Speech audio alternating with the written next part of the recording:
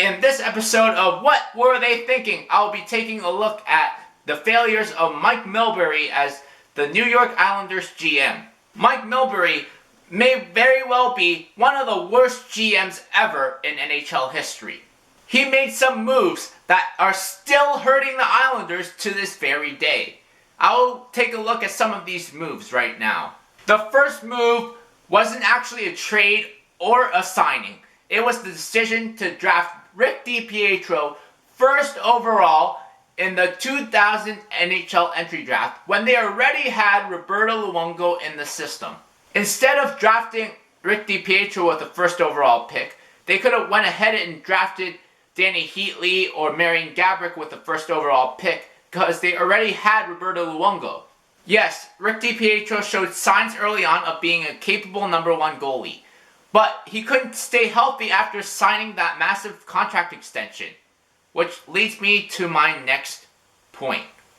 In September 2006, Rick DiPietro was re-signed to a 15-year extension by the New York Islanders.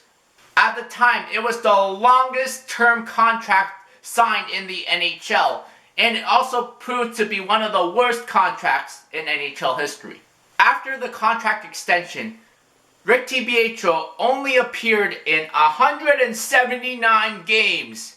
In those 173 games played, he won 73 games, posted a 3.00 GAA and a .900 save percentage. Trading Roberto Luongo and Olli Jokinen for Ola Kavasha and Mark Parrish would ultimately turn into one of the worst trades Mike Milbury made. When Mike Milbury made the trade, he thought Ola Kavasha would be a star player with Mark Parrish there as a throw-in. Things did not turn out that way because Mark Parrish became a fan favorite while Ola Kavasha became a bust. That doesn't even remotely come close to what Roberto Luongo and Olli Jokinen turned out to be. Roberto Luongo turned into one of the best goalies in the league at the time, while Olli Jokinen eventually became the captain of the Florida Panthers and went on to have a very successful NHL career. To me, the worst move made by Mike Milbury was trading for Alexei Yashin and then signing him to one of the worst contracts in league history. Draft day 2001, Milbury traded defenseman Zdeno Chara, Bill McColl, and the first round pick, which was the second overall pick in that year's draft, in exchange for Alexei Yashin. That first overall pick turned into Jason Spezza.